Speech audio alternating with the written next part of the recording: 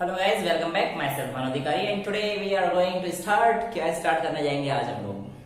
बहुत important board में इससे क्वेश्चन ना आए ऐसा पॉसिबल नहीं है। देखो, आई एम पॉसिबल से इज इम्पॉसिबल है, लेकिन ये उल्टा है। मतलब बहुत इंपॉर्टेंट टॉपिक है, ऐसा समझ लो कि इससे क्वेश्चन ना आए चांसेस बहुत कम होते हैं। सर ऐसा कौन सा टॉपिक है जो आप इतनी तवज्जो दे रहे हैं? तो बेटा ये हमारे पास रहने वाली है नॉस इक्वेशन। क्या रहने वाली है? Nernst equation. अच्छा देखो बेटा, नर्स इक्वेशन को ना अगर हम लोग ध्यान से पढ़ेंगे तो बिना गिब्स फ्री एनर्जी के नहीं पढ़ा जाएगा ना, पॉसिबल ही नहीं। और गिब्स फ्री एनर्जी जो है हमारे पास थर्मोडायनेमिक्स में क्लास 11 में पढ़ाई जाया करती थी, इक्विलिब्रियम में भी पढ़ाई जाया करती थी और इसमें भी पढ़ाई जाएगी। तो इसको मैं आप लोगों की सहूलियत के लिए, क्योंकि बुक में ना पहले नर्स इक्वेशन दे रखी है, फिर electrochemical cell from and Gibbs energy का रिलेशन दे रखा है, तो आप लोगों को दिक्कत ना हो कि नर्स इक्वेशन कहां से आई है, इसके लिए पहले आपको डेल्टा जी का इंट्रो कराऊंगा, थोड़ी सी 11th की बातें बताऊंगा, क्योंकि भाई 11th मैंने तो पढ़ी नहीं थी, तो मैं कोशिश करूंगा कि आप लोगों की समझ में अच्छे से आ जाए। ठीक है, बहुत इंपॉर्टेंट है और मैं इसके दो पार्ट बना दूंगा, पार्ट ए और बी कर लेंगे। इसमें आपका electrochemical cells and Gibbs equivalent तक मात्र कंप्लीट हो जाएगा। ठीक है, टिल देन देखते रहिए कहां अभी लेक्चर शुरू हुआ, टिल देन बाबा है। देखो बेटा, देखो नर्स इक्वेशन शुरू करने से पहले अगर आप लोगों को डेल्टा जी के बारे में बताया जाए तो बहुत अच्छा होगा। डेल्टा जी बेटा होता है गिब्स फ्री एनर्जी, और गिब्स फ्री एनर्जी होता है the amount of useful work. कितना अमाउंट ऑफ यूजफुल वर्क आपने किया वो गिब्स फ्री एनर्जी है। मतलब यूजफुल वर्क मतलब बेटा देखो दो प्रोसेस आप लोगों ने पढ़ी होंगी, स्पॉन्टेनियस और नॉन स्पॉन्टेनियस, और मैंने थोड़ी सी बात भी करी थी, है ना। डेल्टा जी अगर नेगेटिव है तो स्पॉन्टेनियस है, और अगर डेल्टा जी पॉजिटिव तो नॉन स्पॉन्टेनियस। तो जब डेल्टा जी नेगेटिव आएगा इसका मतलब आप लोगों ने कोई ऐसा काम किया है जो आपका यूजफुल है, और उससे हम लोग कोई और काम भी कर सकते हैं, और वो अपने आप होने वाली चीज है। डेल्टा जी किसी भी चीज का पॉजिटिव है, इसका मतलब आपने बहुत ज्यादा काम किया है, एनर्जी ज्यादा लगा दी उसमें। स्पॉन्टेनियस नहीं है, वो एक्स्ट्रा एनर्जी खर्च करनी पड़ी। इन सब चीजों का हमें पता पड़ता है। तो डेल्टा जी जो हमारे पास हुआ करती थी वो NFE हुआ माइनस है, अगर कोई यूजफुल वर्क ले रहा है तो माइनस है, समझ में आता है। और स्टैंडर्ड कंडीशन, अब हम लोग स्टैंडर्ड हाइड्रोजन इलेक्ट्रोड भी पढ़ चुके हैं। अच्छा, स्टैंडर्ड हाइड्रोजन इलेक्ट्रोड पढ़ते वक्त शायद मैंने आपको एक चीज नहीं बताई थी कि बेटा प्रेशर जो उसका रहता है 180 पे रहता है ना। टेम्परेचर जो स्टैंडर्ड कंडीशन पे रहता है 25 डिग्री सेल्सियस पे रहता है, 298 केल्विन पे ले लेते हैं इसे, 273 प्लस कर देना 25 है ना, पता है तो ठीक है। और कंसंट्रेशन तो मैंने आपको शायद बता दी थी, मोलैरिटी 1 मोलर रहती है। ये स्टैंडर्ड कंडीशंस हुआ, समझ में आता है क्या? डेल्टा जी इसके हो गया। अब डेल्टा जी नॉट यानी कि स्टैंडर्ड कंडीशन में क्या आता है? NFE नॉट, ये भी माइनस का अगर मैं कोई सुधार निकालना है। ठीक है, अब हमारे पास एक इक्वेशन बना करती थी, कौन सी? Delta G is equals to delta G not plus 2.303। ये भी नहीं, पहले तो बनती थी RTLN। अब इस ln को चेंज करेंगे हम लोग तो किस में आ जाएगा? Delta G is equals to delta G not plus 2.303 RT log K।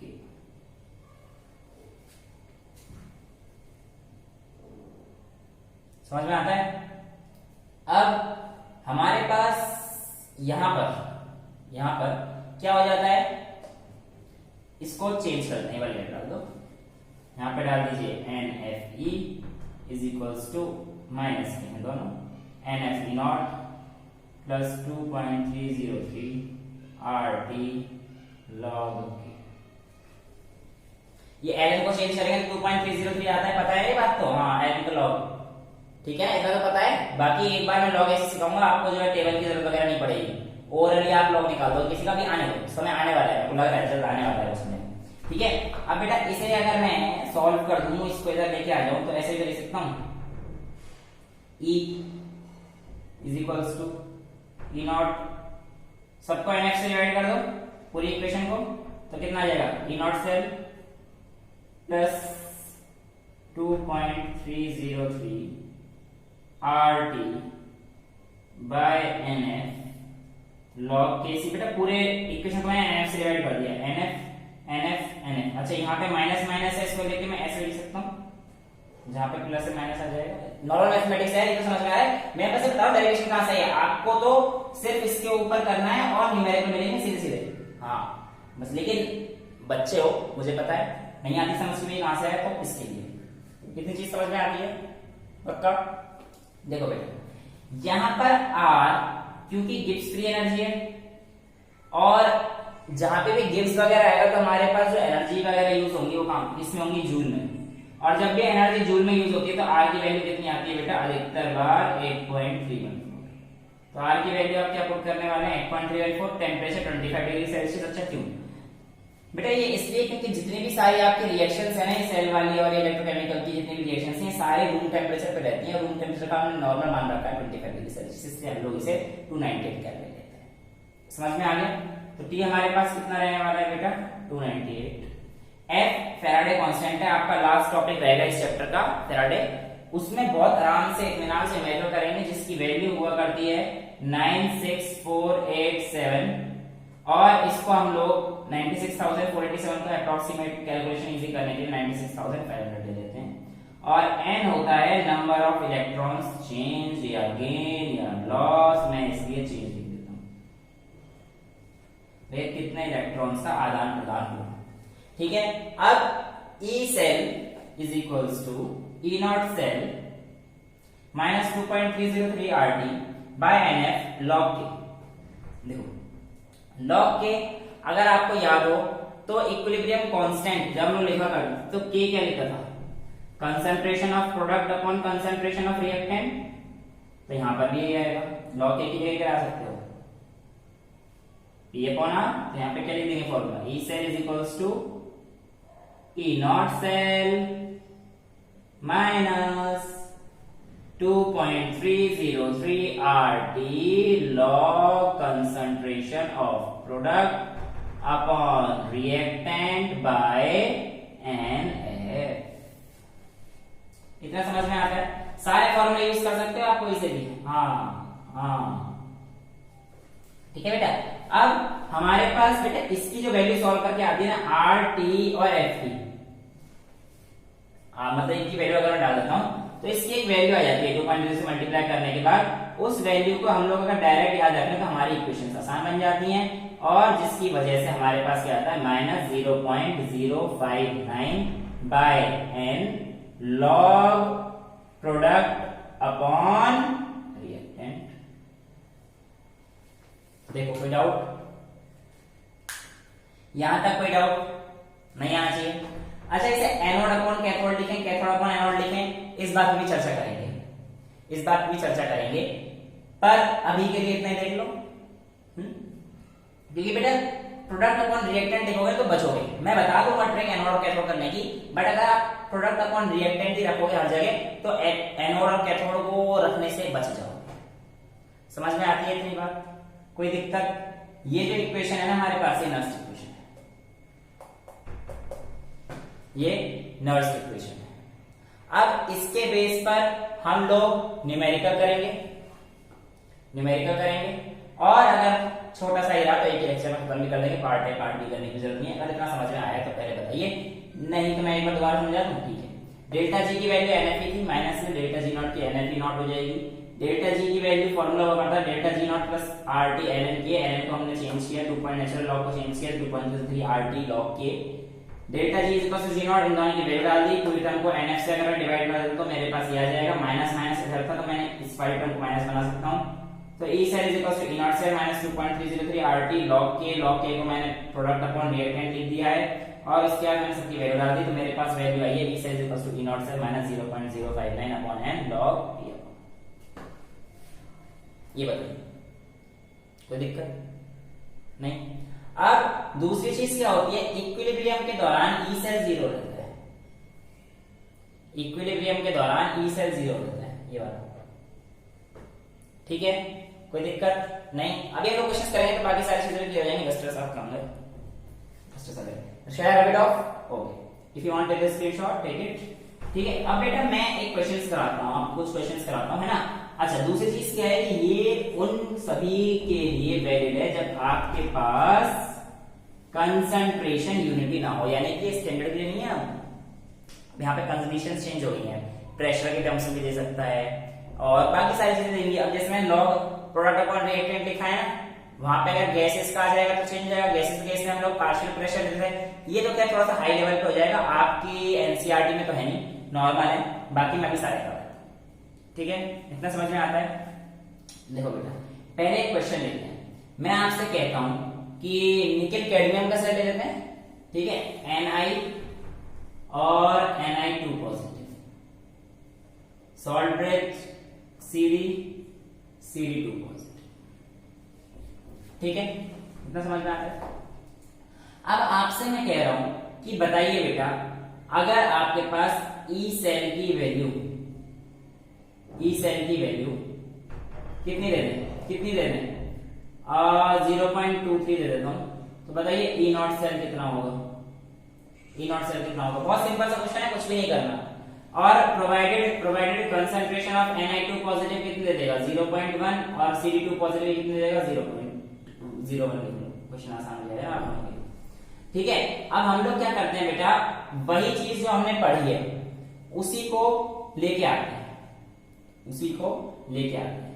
ठीक है। दोनों चीज सेम नहीं हो सकती बेटा, है ना। तो एक का रिडक्शन होगा, एक का ऑक्सीडेशन होगा। तो लेफ्ट का ऑक्सीडेशन हुआ है तो Cd2 प्लस Cd कर देते हैं, होने को तो हो जाएगा, कोई दिक्कत भी नहीं है। उसको हम लोग अगर ऑक्सीडेशन रखा है तो हम लोग रिडक्शन निकाल लेंगे, मैंने आपको पिछले लेक्चर में सिखा रखा है। अभी के लिए डायरेक्ट रहिए, ठीक है। फटाफट से फॉर्मूला लगा दीजिए, E cell is equals to E not cell minus, देखो 2.303 वाला लेना है तो वो भी ले सकते हो, पर्टिकुलर कैलकुलेशन करनी क्यों, 0.059 by n log product upon reactant. अब बेटा हमें तो पता नहीं है ना कि इससे प्रोडक्ट अपॉन रिएक्टेंट क्या है, लेकिन मैंने तो आप लोगों को सेल रिएक्शन लिखनी सिखाई है, उसको यूज करो। देखो बेटा, पहले क्या लिखता हूं मैं, Ni से Ni2 positive plus electrons, Ni2 positive plus 2 electrons. दूसरा क्या है Cd2 plus 2 electrons give Cd। अब देखो बेटा, इलेक्ट्रॉन बराबर करने हैं और 2 इलेक्ट्रॉन का चेंज हो रहा है, इससे हमारे पास जितने इलेक्ट्रॉन का चेंज आ रहा होगा उतने ही हमारे पास n की वैल्यू आएगी। तो यहाँ पे n की वैल्यू कितनी आ जाएगी 2, यहाँ पे 2 आ रहा है, समझ में आया। ठीक है, अब आगे बस सेल रिएक्शन लिख दो बेटा। इधर की तरफ क्या है Ni और प्लस Cd2 प्लस गिव्स क्या दे रहा है बेटा Ni2 प्लस Cd। अब ये क्या है Cd, सॉलिड, प्योर सॉलिड। और प्योर सॉलिड की बेटा याद रखना कंसंट्रेशन हमेशा यूनिट लिया करते थे। क्लास 11 चैप्टर नंबर 7 इक्विलिब्रियम जिसने किया है बहुत बड़े, इसने नहीं किया। अब ध्यान कर लो कि अगर आपके पास प्योर सॉलिड है तो उसकी कंसंट्रेशन यूनिटी देते हैं। कंसंट्रेशन मतलब ये जो प्रोडक्ट है ना, प्रोडक्ट में तो Ni2 पॉजिटिव और Cd का आएगा, है ना। और रिएक्टेंट ये है मेरे पास, सपोज कीजिए अगर आपको कोई भी reaction A plus B gives C plus D है बेटा, और मैं कहता हूं कि ऐसे कर लेते हैं, छोटा a छोटा b छोटा b छोटा c छोटा c छोटा d है ना। जब आप इसका Kc लिखेंगे, इक्विलिब्रियम कांस्टेंट लिखेंगे, तो कैसे आएगा बेटा, प्रोडक्ट अपॉन रिएक्टेंट की कंसंट्रेशन तो पहले लिख दो, कैपिटल C, इसे छोटा सी को कर्सर बना थोड़ा सा, हाँ, capital C capital D upon, ये प्रोडक्ट हो गया अपॉन रिएक्टेंट कैपिटल A और इनटू कैपिटल B। ठीक है, अब ये जो स्टोइचियोमेट्रिक कोएफिशिएंट होता है इसका बेटा पावर में पहुंच जाते हैं, तो C की पावर C हो जाएगी, D की पावर D हो जाएगी, A की पावर A हो जाएगी और B की पावर B। सिमिलरली यहाँ पर भी लॉग प्रोडक्ट अपॉन रिएक्टेंट को लिखना है, तो यहाँ पर प्रोडक्ट अपॉन रिएक्टेंट लिख दो। प्रोडक्ट में Ni2 positive upon Cd2 positive चलेगा, क्यों सर, ये भी तो है ऐसे, जैसे A plus B give C plus D दे रहा है, तो इसका मतलब ये B है, ये A है, ये C है, ये D है, और यहाँ पे तो आपने सारी चीजें ली हैं और यहाँ पे नहीं।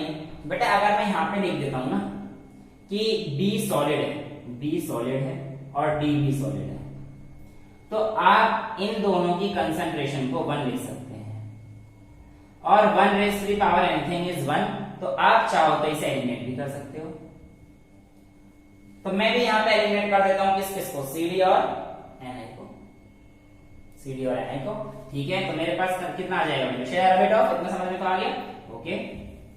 तो हमारे पास ई सेल की वैल्यू कितनी दे रखी है 0.23 is equals to E not cell हमें निकालना है, minus 0.059 upon n log product upon reactant है बेटा, है ना। तो लॉग लिख लीजिए, प्रोडक्ट की वैल्यू कितनी दे रखी है हमारे पास, Na2 पॉजिटिव आ रखा है, Na2 पॉजिटिव की कंसंट्रेशन कितनी दे रखी थी 0.1, लॉग ऑफ 0.1 अपॉन ये रिएक्टेंट कितना दे रखा है 0.01,